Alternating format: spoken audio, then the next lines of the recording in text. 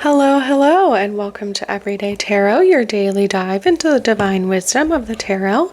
I'm your host, Camille A. Saunders, healer, tarot enthusiast, and professional witch, and today I'm talking about palmistry or reading palms. Whether you're a seasoned tarot reader or just starting to explore, this podcast offers daily insights, intuitive messages, and practical advice drawn from the cards. Each episode is designed to help you connect with your inner wisdom, find clarity in your decisions, and tap into the energy of the universe. Tune in every day, Monday through Friday, for fresh perspectives and empowering guidance from the tarot as interpreted by me. If you love the show, the best way to support it for free is by listening daily, leaving a review, and subscribing or following in your favorite podcast app. If you're interested in creating your own tarot cards, you can go ahead and get my full workshop, including an hour-long recording, my step-by-step method, examples of tarot cards I've created, journaling questions, and a PDF to walk you all through it for just $33. You can find the link in the show notes to purchase that now. I am offering a 12-week Tarot for Transformation live course starting at the end of this summer. I would love to do deep dive working in a small group setting with folks who are interested in learning more about the tarot, learning how to read tarot intuitively, and kind of, again, deep diving into different major arcana archetypes, one per week for 12 weeks together this fall. So if you have that back to school mentality, but you're not interested in going back to traditional school, come to tarot school with me this fall and we will talk all things tarot and have so much fun together. I just updated my Patreon benefits to be bigger and better than ever. So if you want an individual card pulled for you once a month live on the podcast, you can join the Everyday Tarot Patreon family at the lovers level. I am doing a new moon collective tarot reading every month on the new moon. I just had one last week. So if you become a patron at the lovers level, which is $6.66 a month, you will get a card pulled for you every month live on those on the reading or on the podcast that I do, and you'll get to support the podcast as well. If you want to support the podcast even further, you can get a one-time individual 5-card reading in addition to all the other benefits if you join the Witch Bitch level on the Patreon. I'm also going to be building out the Witch Bitch level this fall, creating it to be more, like, to have a lot more benefits. You already get any, like, PDFs I create, and anything I've already made and that I sell individually. All of that's included in the Witch Bitch level, and any sort of like future things that I create go on there, that you'll get that automatically if you become that level of patron. And I'm also going to be, like I said, building it out this fall to make it more of like a community, like a membership where we spend a bit more time together and you have access to me and other folks in the community. If you're local to the greater Puget Sound area, you can join us at our next Let's Talk Tarot meetup group event. You can go ahead and follow the link in the show notes to join the group on Meetup for free, and then you'll get notifications whenever new events are posted. I am moving soon, so right now I'm transitioning between where I currently live and where I'm going to live, and going to be figuring out some events for this fall that I know I can commit to even once I've moved a bit further from where I currently am. So like I said, join the meetup group and you'll get any events once they're posted on there, and you can be on the lookout. You can even get emails when events are posted on there immediately. So you can RSVP and get it on your calendar. If you are interested in joining my weekly newsletter that always has the most up-to-date information on upcoming events, presentations, musings, and more, you will get a free PDF with my 2025 5-card tarot spread I created just for you, my lovely listeners, at the beginning of this year when you join the list. And if you don't already know, I am a sex and relationships therapist and coach, seeing clients virtually all over from my home office. I love working with queer, poly, and witchy clients. So if you'd like to work with someone that doesn't judge you, is witchy just like you, and helps you learn how to deal with anxiety, chronic pain or illness, communication issues, self-advocacy, and sex, head to my website and book a free consultation now to start your journey. You can find the links for any of these offers in the show notes or on my website, CamilleASaunders.com/everydaytarot, in addition to the images of the cards I pull each episode. All right, so we are in season 13 here. Welcome, where I'm talking all about divination in the Harry Potter series. If you haven't listened to my other seasons yet, you should check those out. In season 1, I talked tarot basics. In seasons 2 and 3, I went through all the major arcana cards and an overview of the 4 suits. Season 4, I talked all about tarot and pop culture by going through different things. I talked about Harry Potter and Trelawney in that season as well, and so this has been a fun deep dive. But I've also talked about Dune, Tarot, and White Lotus, I think in the Love Witch, and all different kinds of things. So check that out if you are a big pop culture fan. In season 5, I went through 13 common tarot spreads. So if you're ever looking for a spread to do or want more information on what that looks like, you can check out that season.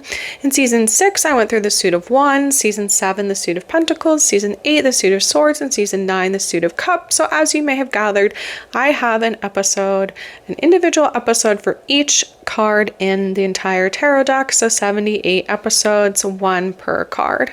In season 10, I talked tarot and witchcraft. In season 11, I talked about tarot and plant allies. And season 12 was all about tarot and animals.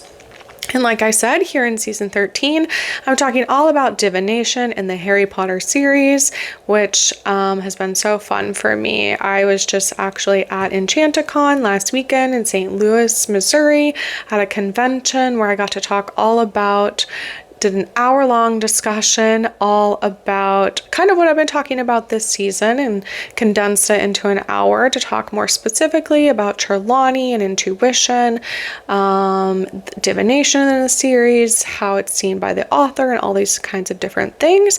I recorded myself while I was there. I still need to go through and edit it and make sure the sound quality is good enough, but hopefully that's going up at the end of this season. So if you didn't get to join me at Enchanticon, which most of you probably did not, then you'll get to hear my discussion as well.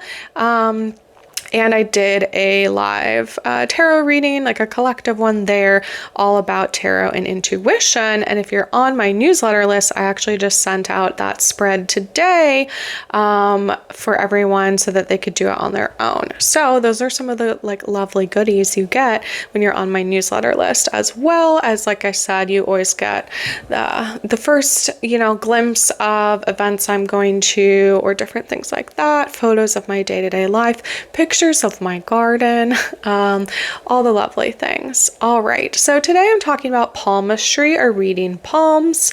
So yeah, when we talk about Harry Potter, the reason I wanted to do a whole season on divination and the series is I grew up reading all the books from elementary school on. We read them as a family. My parents read them to us every night, probably not even a whole chapter a night because the chapters are pretty long. I am in Slytherin house. Probably as a kid, I identified as a Ravenclaw because Slytherins were evil, quote unquote, and that's what we see in the books. But now I definitely identify as a Slytherin, and I love that in Hogwarts Legacy, if you play the video game, and if you are a Slytherin in the game, you get to see the Slytherin common room, which is so, they talk about it in the book, but it was very cool to see it, where the common room is actually under the lake, and so all of the windows look out into the lake that is talked about within the books. It's where Harry goes in Goblet of Fire when he goes into the lake and has to go, rescue his friend, and shenanigans ensue. But I just thought that was so cool as someone that wanted to be a mermaid and loves to swim. I love that the Slytherin common room looks into the lake and can see the mer people and can see critters underwater. I think that's so cool. So I love that aspect of being a Slytherin as well. My favorite book is Half-Blood Prince. I'm actually listening to the audiobook right now of Half-Blood Prince, and usually I follow along with MuggleCast and their read through of the series. They're about to finish Order of the Phoenix, so I finished slightly before them, and now I've started early on in Half-Blood Prince. But yeah, it's my favorite book, and I actually have a Harry Potter chapter art tattoo from Half-Blood Prince, the chapter where they go to the cave at the end of the series, tattooed on my left leg. So that's my one Harry Potter tattoo, because again, I grew up really loving the books, and I love that is the moment that really everything changes, for, you know, sort of like kicks off the trajectory for the rest of the series as to what Harry's going to be doing, and kind of sets out that turn of events. And yeah, I use the chapter art because I grew up with the Mary Grand Prix illustrations and the US editions, and I love the like charcoal drawings that are in the book. So that is what I have on my body. My favorite movie is Goblet of Fire. I just think it's so quotable. I love the like other, you need to see the other schools, and I think it's just like visually very fun. I've been a MuggleCast podcast listener since 2006. Yes, podcasts did exist all the way back then. They were a lot less popular and a lot harder to listen to. You had to work real hard. Now we just get to get it on our phone, and it's lovely. But yeah, they just celebrated their 20th anniversary. They started in 2005 in the summer, so that's very cool. So I've been listening to them for almost 20 years. And I've been talking about my favorite like things in the series each episode. So today I thought about my favorite classroom. So I think in the movies, the Defense Against the Dark Arts classroom is like probably one of the cooler ones, where you get the like weird dinosaur bones or whatever, or like they have like like fossils hanging above them. They have like a beautiful, almost like cathedral looking architecture in the classroom, and it's just fun because we get to see like every year the teacher kind of chooses a different look for the classroom and vibe, but I feel like in the books the astronomy tower would be super cool. Again, we don't really like hear about astronomy class except for when they take their OWLs and they see stuff that Umbridge does, like from the at night when they're doing their test, their exam.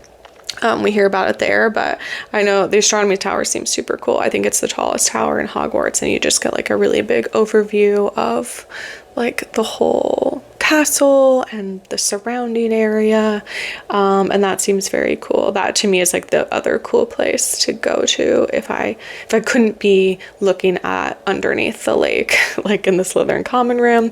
I feel like that's the other place I'd want to be, is like in the tallest tower to like get a bird's eye view.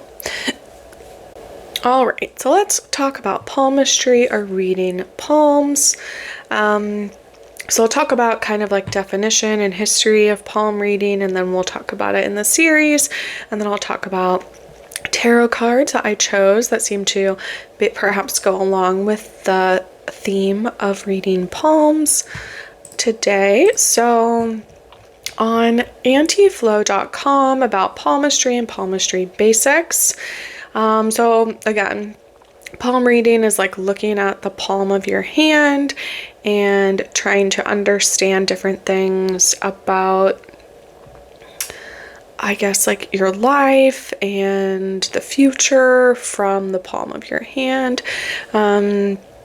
It's an ancient art, finds its roots in many regions from India to China. According to Hindu Brahmishman records, it was popular in ancient India and depicted in many murals. It's also existed in China since the Zhou dynasty 3,000 years ago. The first recorded palmistry system in China appeared in 206 BCE. So quite old. People have been reading palms, like I said, for centuries to try to determine their path in life and what that will take, whether they'll have good or bad luck, what their innate character traits might be. Some people believe you can tell when a person will die, marry, or fall in love from the lines on the palm of their hand. And skills palmistry practitioners take in more than the major lines, which again, if you've ever like seen pop culture things where they like read a palm, they look at these kind of like lifelines that go along your palm but there are other, like it's beyond that. So they also look at like shape of your hand, color, the spirals on your fingers, stuff like that. So for the purposes of this, we'll talk kind of about some of these major lines in palmistry, but again, like it's an ancient subject. It's been studied for a very long time, and it's not limited to kind of this more basic understanding of it, but I'll just kind of go into that today. It says, so like to start out, like which hand do you read? So they say when it comes to reading palms, the hand is also important. Palmistry notes that the left hand is congenial information, while the right hand is postnatal information. So like the left hand relates to genetic information and inherited traits, while the right hand might be like the individual's information after birth. So for that reason, like the right hand might take priority in most palm readings because it is more of this like divinatory, like thinking about the future. So, you know, just for your information, and maybe the left hand will add information to the right hand in thinking about that from the genetic history. So there are three major lines to read in palmistry: the lifeline, the head or wisdom line, and the heart or love line. And you can find guides for this online as to like which ones those are, but when I look at it right now, yeah, I'm just looking. So, and then there's minor lines that they say include marriage, fate, sun, children, money, health, travel, bracelet, and ring of Solomon. So the four major lines, again, are like lifeline, wisdom line, and heart line. These are kind of the foundations that are supposed to pave the way for the future. The major lines should be deeper than the other lines. If they're equally strong and deep, they indicate a good balance between the body, mind, and heart. If they are crisscrossed with other lines, they indicate life and personality that is confused or chaotic. So the heart line is the first line on your right hand, closest to the beginning of your fingers and vertical. In the middle is your vertical wisdom line, and then finally the lifeline stretches down your wrist diagonally. The fate line runs up your hand starting from your wrist. And I'll try to have a picture in the show notes. I'll link to this whole article where you can see the picture. But again, when I'm looking at it in my right hand, the health line, let's see here. 1, 2, 3. Okay, there's the 4. So yeah, the lifeline like comes up from your wrist and goes like kind of in between your thumb and index finger. Then you have your headline goes across from index to like the middle of your hand. The front line is like the big line kind of in the middle that's like most vertical. And then the heart line goes from like your middle finger more towards like your pinky, at least on my hand. And again, I'm looking at the image, so that helps me. Okay, let's see. So palmistry, again, would be the art of analyzing our hands to uncover the future, as well as to look at like features and personality traits and characteristics. So when people first start practicing palmistry, it can be helpful to focus on kind of like larger observations. Again, more of these like major lines where like you probably have other lines, right? Like you kind of have these 4 that go along here, and then but there's probably other lines on your hand, and those can kind of be like other details to fill it in. But we're going to kind of start with basics. And it says like the first thing to look at is the shape of the hand in relation to 4 earth elements. There are 4 basic hand shapes: earth, fire, air, and water. This is a thing I did not know. And as some will know, the earth signs are also seen in astrology, again reinforcing the idea that astrology and palmistry are closely related. Okay. But again, your hand sign might not relate to your astrological sign. So you'll have to see. And this one was, when I looked at it, it was less clear to me as like the pictures that they show as to what the shape of your hand is. I'm going to look at sagegoddess.com has kind of like images of different hand shapes for this like earth, air, fire, water situation. And they say that earth hands are square shaped palms and shorter fingers. Air hands have square shaped palm and longer fingers.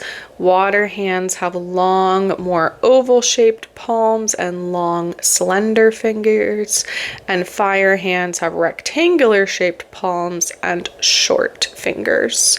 So I would say, looking at mine, just sort of like off the top of my head, I would say that I have more air hands, like a square shaped palm. I'd say that like most closely represents what mine looks like, and I do have long fingers. So it says air hands, typically associated with intelligence, communication, curious nature.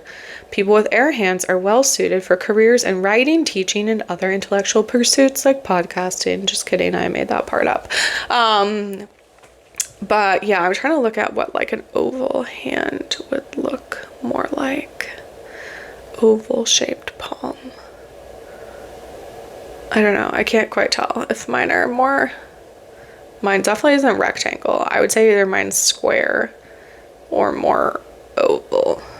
I don't know. I'm like, it's just not exactly square. But anyway, so I would say that these kind of like elements are kind of what we typically think of in like astrology as well, or even like in tarot. So earth would be like practicality, reliability, grounded nature. So good for like careers where hands-on professions like building, engineering, or things like that. Water is the oval palm, and long slender fingers would be more like emotion, sensitivity, intuition, right? Maybe like arts, counseling, service oriented professions. And then for fire, it says that's the rectangular shaped palm, short fingers, typically associated with passion, ambition, desire for action, well suited for business, athletics, or other high energy professions. So interesting. Let's go back to the basics here. So we talked about the lifelines, and like the depth of lines is important. The arc, like how like large or long the arc is. It says like the longer the arc, the stronger the person's natural physical energy is for like the lifeline. So the lifeline one is the one that goes for like from your wrist and is most curved and goes between your thumb and like index finger.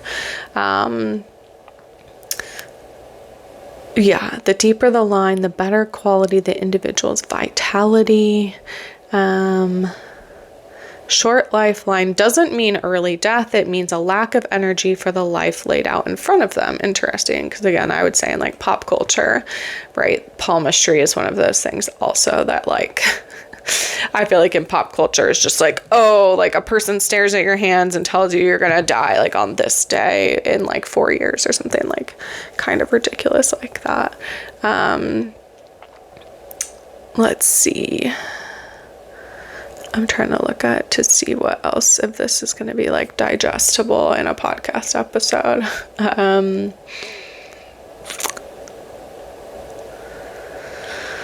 Let's talk about like the heart line, because that's another one that comes up, I would say, in like pop culture. It says like often people, this is the one where they're like, I want to know when I'm going to marry or fall in love or meet my soulmate. But like, that's very hard to tell actually from the palm of your hand. It says it can tell you actually what is in your own heart, and knowing that will help you in relationships throughout life. I like that. So it says the heart line starts underneath your pinky finger and curves across the hand and usually ends between your index and middle finger. So yeah, I would say that's like kind of about mine too.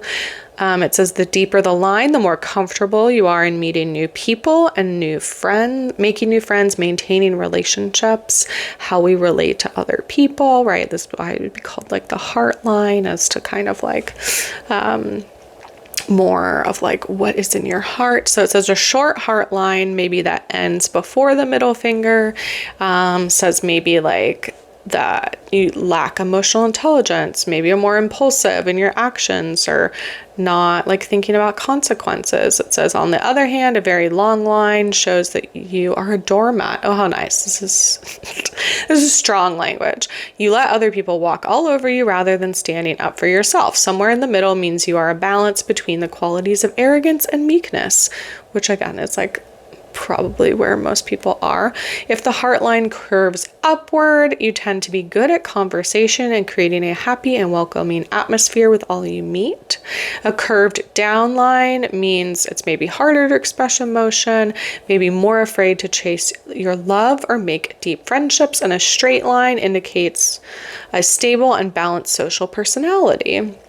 It says to fully understand your heart line, the palm reader should take into account minor lines as well, which I'm not going to get into as much. And then other things that like there are different kind of like images, like lines or dots or stars that can be seen within the palm as well. And I will link to the articles that I'm pulling from today where they do have images.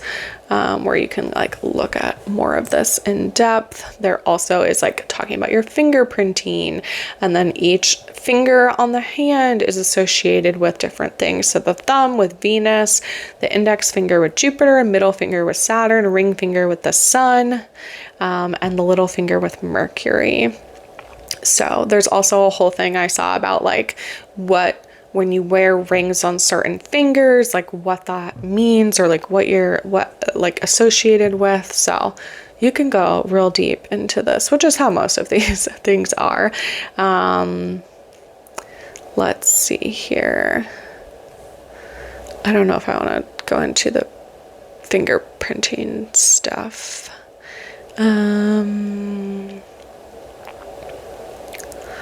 Yeah, let's just go into kind of like conclusions here. So, right, this is like a tool that's been around for a long time for self-discovery, empowering you to unlock your potential.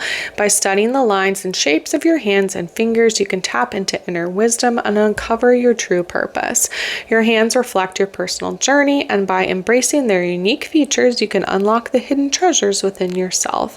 I would say like a lot of divinatory things like tarot, like astrology, like reading tea leaves, or some of the other things I'm going to talk about this season, dream interpretation, like a lot of it is so intertwined with like how we behave, how we see ourselves in the world, what we bring in our interactions with other people, that it is not this, again, kind of like you read your palm and now you know how long you're going to live, like kind of thing, or that like, oh, this is when you're going to fall in love, or that it's a lot more like this is to better understand yourself so that you can better understand like other people and how to work with them and how like you will interact with others in the future, like relationally, which I love as a relationship therapist. So again, like if you're really, this is fun and you're into it and you want to know what all these lines mean or the different fingers or like the fingerprint codes, I'll go into the fingerprint one briefly just because it seems a little fun. So let's see. So I need to like put my hands further in the light here. I mostly have whirl ones, I think. So you have like arches, loops, whirls, and then like a mix, which are like composite. I'm trying to look here. Yeah. And so where's the fingerprint one? Yeah, so like again, an arch would be like it goes from one side right to the other and is pretty like symmetrical. Like I said, I think I mostly have whirl. It's easy. It's hard for me to just stare at my fingerprints right now. It's a lot easier to like put ink on them and put them on a piece of paper. So I maybe encourage you to do that. But it says arches are the simplest type of fingerprint. It says they look kind of like a tent, associated with practicality, reliability, and a grounded nature, a no-nonsense approach to life. Loop fingerprints are the most common, with ridges forming a loop shape on one side of the fingertip. I guess so a whorl is more like a spiral. So maybe I do have like more loop ones, because mine's not an arch, I would say. It's like not symmetrical. So loop are the most common. Adaptability, flexibility, capacity for change, open-minded, and creative nature. And it says about 60 to 65% of the population have loop fingerprints. Whorl are whether there's like a circular or spiral pattern around a central point. And they show actually an image of what that looks like. It says complexity, depth, and an analytical mind, indicates curiosity, intelligence, and an ability to see the big picture. It says more like 30 to 35% of the population have whorl fingerprints.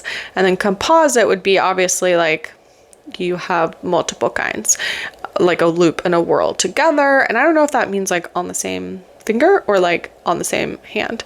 So associated with versatility, resourcefulness, multifaceted personality, various interests and abilities, and able to adapt to different situations. And says less than 5% of the population have composite fingerprints. So most of us have loop, right? So like they form a loop shape on one side. Again, arch would be like they like go across your finger like a tent. Whorl is like a spiral, and then composite would be like you have a mix. So I'm gonna have to fingerprint myself after this and check on mine. I haven't looked at my fingerprints since I was like a little kid, I feel like. So that's super interesting. So yeah, let's get into how does this actually apply to Harry Potter? You know, the reason we're here today. So we see a little bit, just like a touch of palmistry in the series. There is like a quote that Harry says, "Don't complain, this means we've finished palmistry. I was getting sick of her flinching every time she looks at my hands." Harry says this to Ron, because again, like throughout divination, basically what happens every single class is like they learn a new form of divination, right? They read tea leaves, or they're looking at smoke, or today they're doing palmistry, looking at reading palms. And then like usually the students in the class like read for each other, or they like get in groups and try to, you know, talk about it, because it is this much more like subjective art. And then usually what happens is then like Professor Trelawney goes around, and then she sees Harry, whatever type of divination they're doing, and then she like is like freaking out, right? Which is why Harry says like she flinches every time she looks at my hands. It's kind of interesting because of course like we see this from Harry's point of view, so he finds this annoying, right? He's kind of like, cool lady, like this is not helpful. But I'm like, Harry does have a pretty challenging life, like a lot of trauma, a lot of things that are just put on him, a lot of responsibility. He goes through a lot of abuse, right? Like trauma before he even gets to the school. And then he has all this kind of like responsibility put on him, and basically like save the wizarding world, where I'm like, in some ways, I'm like, yeah, like maybe Professor Trelawney was seeing all these like really intense things for him and reacting to that, but Harry just like does not find it helpful, right? Like he's kind of like, yeah, I understand, I have a hard life, lady. Like this is not like, this is not helping me at all when she's reacting to him seeing the grim, or like when she's flinching every time she looks at his hands. Like, yeah, that's not a very fun class to be in, I would say. And in the Harry Potter series, similarly, palmistry is the art of predicting events in the future through the study of the palm, looking at lines. There's a standing model demarcated with the palm lines that could help students of palmistry, for which the different palm lines could be read at different angles. So kind of what we were talking about earlier. And there's an image that's shared in this article that's the harrypotter.fandom.com, which is like the Harry Potter Wikipedia. But I don't know where this image comes from. Okay, it comes from Hogwarts Legacy. So I guess this is shared within the video game. So not necessarily canon, like from the books, but helpful nonetheless and very interesting. So they have different symbols here and they talk about the different lines in this image. So when Professor Trelawney, we get another quote later that in the 6th year, which again, Half-Blood Prince, so the book that I'm currently rereading, she says, "Welcome, my children. Today we will be exploring the palmistry, the art of reading palms.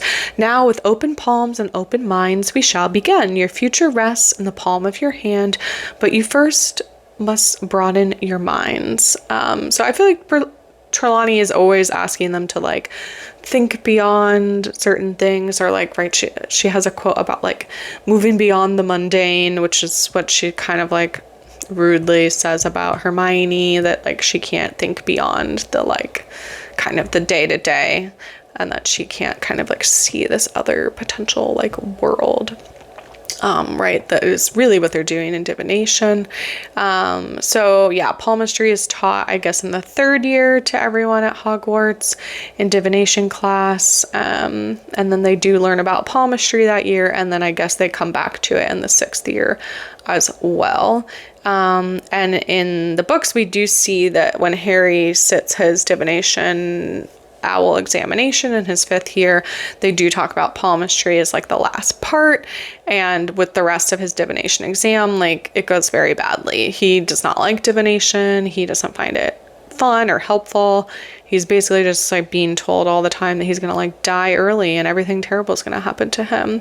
I'd be very curious to think about like, is this because of the Horcrux that like he has all these like death omens, that like there's a part of him that is like dead or has to die anyway.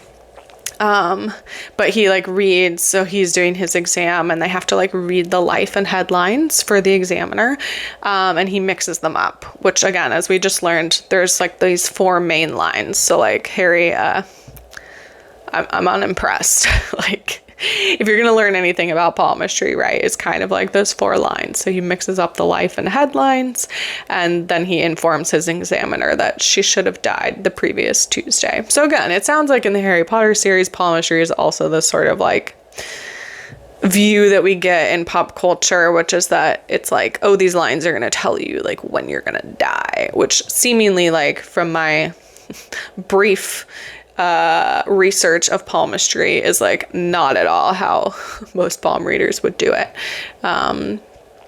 And yeah, and Harry seemingly did not pay attention at all, because it seems like if you were going to learn anything about palmistry, that like the 4 lifelines would, or like the 4 lines would be the thing you would learn first.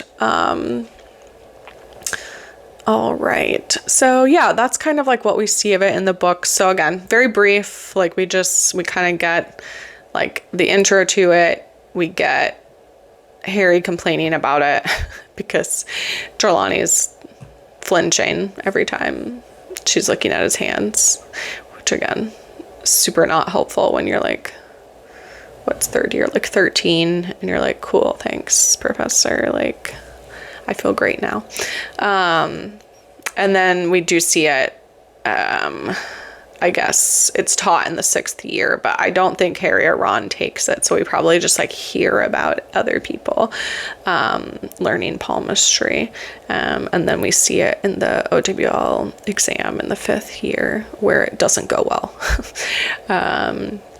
Like there's a lot of stuff that happens around the owls in that 5th year. So anyway, so let's go into the tarot cards that I pulled that I felt like associated with this, and I mostly went off of like the imagery alone.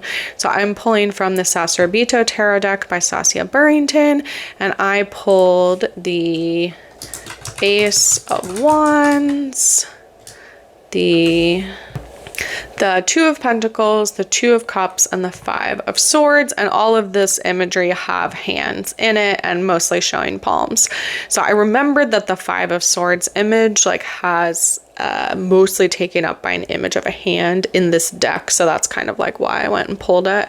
And this deck is probably my most like normal Rider-Waite-Smith style deck. So I thought that would be kind of fun. And I just tried to pull one from each suit that depicted a hand, since we're talking about palmistry. So that's about as in-depth as I went, but let's like look and see if we can extrapolate any other information from the cards that I pulled. So for the Ace of Wands, right? Wands are about fire, creativity. We have an image of a hand reaching out, which is common for the ace. It's sort of like the hand of God, usually a very large hand reaching out from the left side of the card, holding on to like a branch, but kind of using it like a paintbrush or a pencil, like it's very vertical. And then we see this like labyrinth that is written or painted below. So it says it's about embarking on a new adventure, exciting, stimulating, and just a little scary.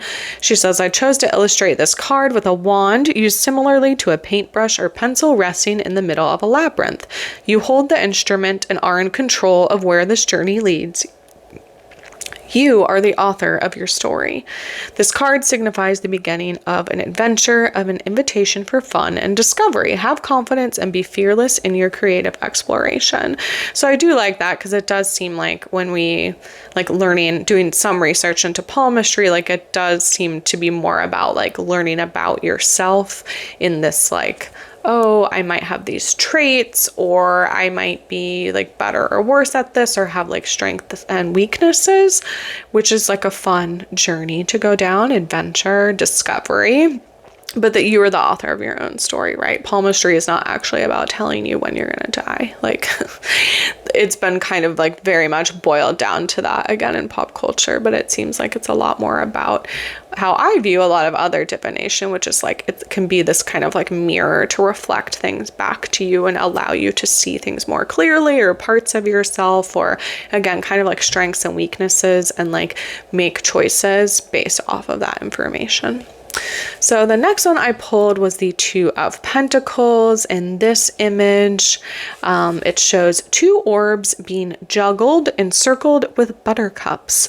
This is a card about balance. It takes skill to juggle and take care of multiple facets of a project at a time, but it's also enjoyable and beautiful when everything is working in order and coming together. Being adaptable and flexible in dealing with business makes you more resilient. Working with grace and efficiency can make work enjoyable. This is a card full of confidence and excitement when it comes to challenges and opportunity. So very cool. Again, like a very flexibility, fun, right? Like being adaptable, like, yeah, figuring out what works for you, but also what is fun, right? Like you might be good at something, but that doesn't mean that that is what you want to like spend all of your time doing. You might not actually find any joy in that. So it says it's also like full of confidence and excitement when it comes to challenges and opportunity, right? And again, in here we have like two hands that face us, and in the air are these like orbs and flowers that are being kind of like thrown around. The next one I pulled was the Two of Cups, which depicts the illustration here is of two people enacting a pinky swear or promise, sealing a pact. So again, we see kind of two different people coming from two different sides of the cards. We see kind of their palms and their entwined pinkies there. The card is full of positive feelings and happiness. The lotuses are a symbol of peace and connection, which we see in the background. It says the Two of Cups is the minor arcana equivalent to the Lovers. So there often is this sort of like entwined aspect to the card, and therefore suggests strong sexual and affectionate energy.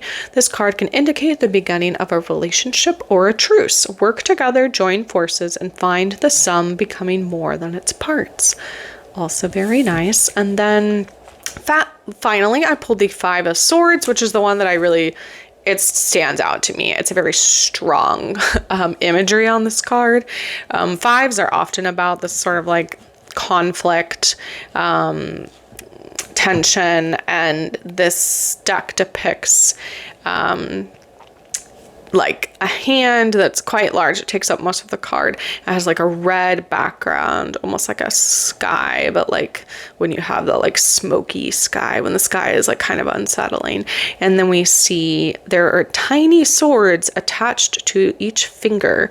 And so that says this card is about looking out for yourself, taking up arms and standing up for your personal needs, seeing the world in a me versus the other way.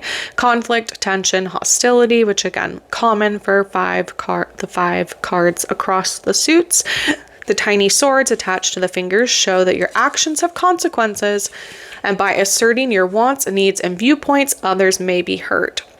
So it kind of has this like idea of like you put swords on your hand to kind of defend yourself, but often the pain that's being dealt is actually to you.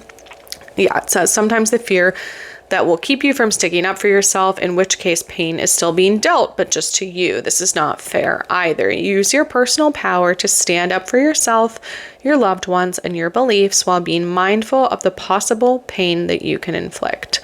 She says, Kiki, my cat, keeps her claws in unless she is super mad, and then she's not afraid to use them. Be like Kiki, right? So also like, stick up for yourself. And sometimes when we have fear of doing so, then, right, we're getting resentful, we're getting burned out, we're overwhelmed, we're not setting good boundaries, right? And then we're actually just harming ourselves by being so afraid of harming someone else. So yeah, so those are the ones I came up with today for reading palms or palmistry, which again, they were all like sort of very relational also, which it seems like palmistry is.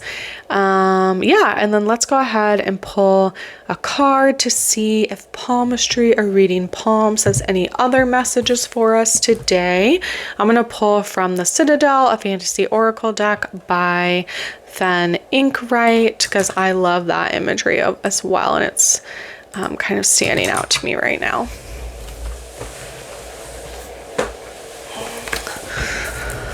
Okay, it actually has hands on both of these sides of the box as well.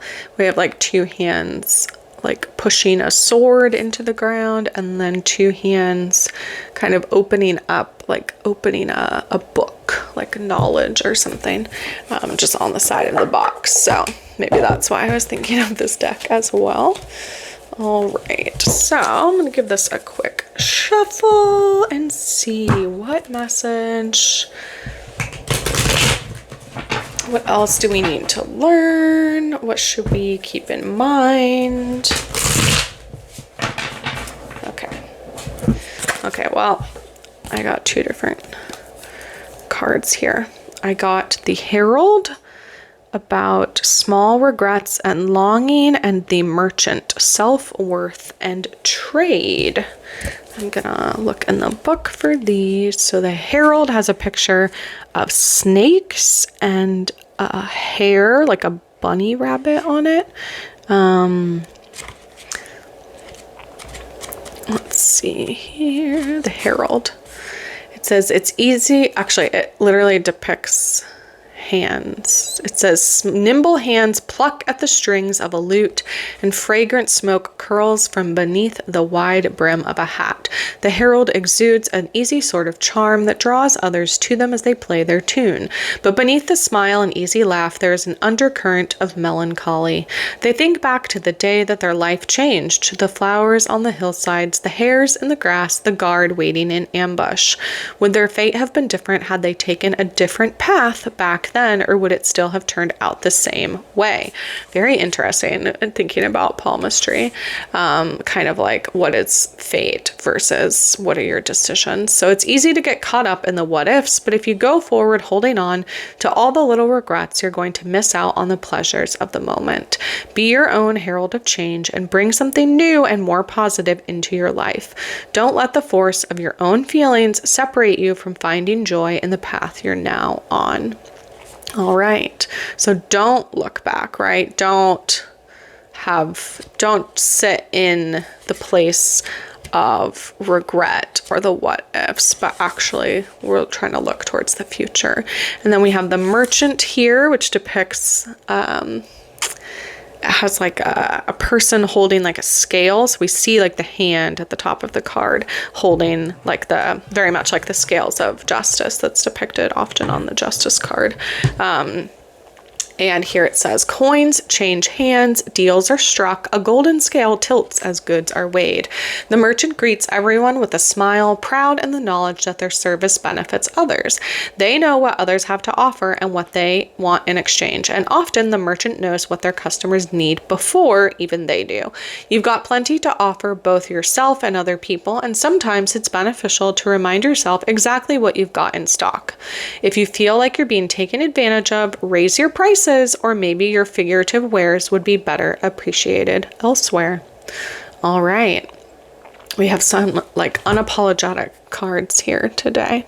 Well, thank you for joining me on today's Everyday Tarot episode. If you'd like to join me on the journey of using the tarot for transformation, you can click on the link in the show notes to indicate your interest and get more info. We'll be working together, like I said, for 12 weeks starting this fall in that fun back to school energy, journaling, having calls every week, and discovering what happens when we want to transform our lives through the tarot. And links for the tarot decks I talk about will always be in the show notes and on my website if you'd like to look at them or purchase them. And thanks for joining me today on Everyday Tarot. Just as a reminder, the podcast comes out daily Monday through Friday for all of 2025, and you can email me, me@CamilleASaunders.com, with your thoughts, questions, and more. All right, see you soon. Bye-bye.